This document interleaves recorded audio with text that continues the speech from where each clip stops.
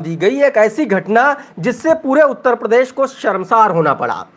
राजधानी लखनऊ में वो घटना, वो तस्वीरें, वो वीडियो आपने देखा होगा जिसमें एक लड़का और एक लड़की एक स्कूटी से जा रहे हैं, एक बाइक से जा रहे हैं और कुछ मनबड़ लड़के उन पर पानी फेंक रहे हैं, छींटे फेंक रहे हैं, उनसे बदसलूकी कर रहे हैं, बदतमीजी कर रहे हैं, छेड़छाड़ करने की कोशिश कर रहे हैं। उसको लेकर के भारतीय जनता पार्टी ने एक नैरेटिव गढ़ा था। वो नैरेटिव ये गढ़ने की कोशिश की थी कि जो आरोपी हैं वो मुसलमान और यादव कम्युनिटी से आते हैं, और इसको लेकर के मुख्यमंत्री योगी आदित्यनाथ ने विधानसभा में बाकायदा नाम लिया था आरोपियों का। एक यादव का नाम लिया था और एक मुस्लिम का नाम लिया था। लेकिन दोस्तों, सच्चाई ये है कि उस पूरी घटना में ब्राह्मण भी थे, उसमें ठाकुर भी थे, उसमें कुर्मी भी थे, उसमें यादव भी थे, हर जाति के। आप ये कह लीजिए कि ये अपराध का समाजवाद था, एक तरीके से अपराधियों का एक समाजवाद था जिसमें हर समाज का व्यक्ति था। उसमें ब्राह्मण भी थे, उसमें ठाकुर भी थे, उसमें कुर्मी भी थे, उसमें यादव भी थे, उसमें मुसलमान भी था।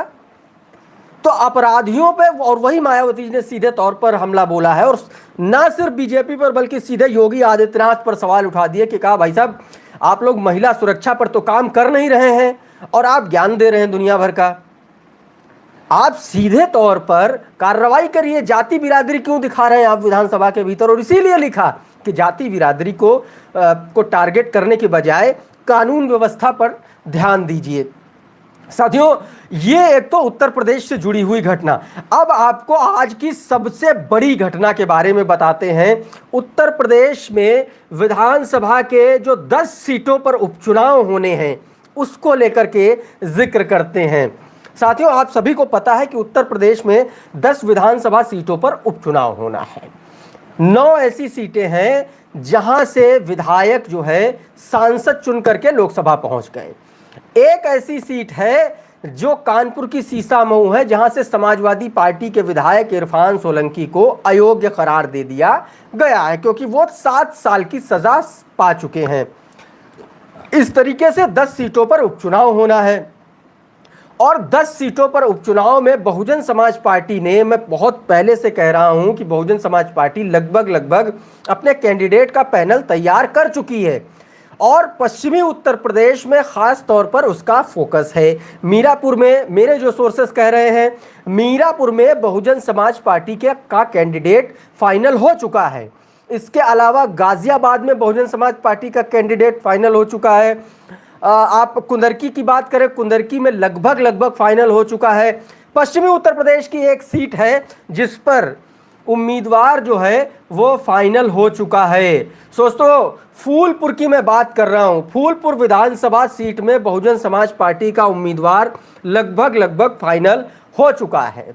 साथियों, बहुजन समाज पार्टी ने फूलपुर विधानसभा सीट पर जो है बसपा से प्रभारी बनाया है जिनको, वो शिवबरन सिंह पासी हैं।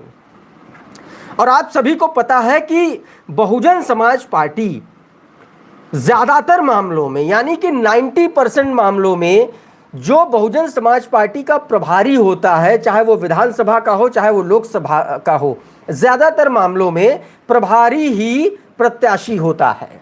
और शिवबरन सिंह पासी को फूलपुर का प्रभारी बना दिया गया है, यानी कि शिवबरन सिंह पासी बहुजन समाज पार्टी की तरफ से जो है प्रत्याशी होंगे विधानसभा के उपचुनाव में। हालांकि इसका भी आधिकारिक ऐलान नहीं हुआ है, आधिकारिक घोषणा नहीं हुई है, लेकिन मेरे सोर्सेज ये बता रहे हैं कि शिवबरन सिंह पासी का नाम फाइनल हो चुका है क्योंकि वो प्रभारी बना दिए गए हैं। दूसरा, फूलपुर सीट पर दलित जो कम्युनिटी है वहां पर उनका अच्छा खासा वोट है। कहा जा रहा है कि 75 से 80 हज़ार के बीच में दलित कम्युनिटी का वोटर है, और लोकसभा चुनाव में इस सीट पर बहुजन समाज पार्टी ने लीड ली थी। बहुत अच्छा वोट मिला था यहां पर बहुजन समाज पार्टी को। तो यहां पर यह कहा जा रहा है कि बहुजन समाज पार्टी इनको उतार सकती है। दूसरी तरफ प्रवीण पटेल यहां से विधायक थे, प्रवीण पटेल जा चुके हैं लोकसभा, तो यहां से अब भारतीय जनता पार्टी किसी पटेल को कैंडिडेट बना सकती है। वहीं समाजवादी पार्टी यहां से उनके जो लोकसभा के कैंडिडेट थे उनको अमरनाथ मौर्य को कैंडिडेट बना सकती है। अमरनाथ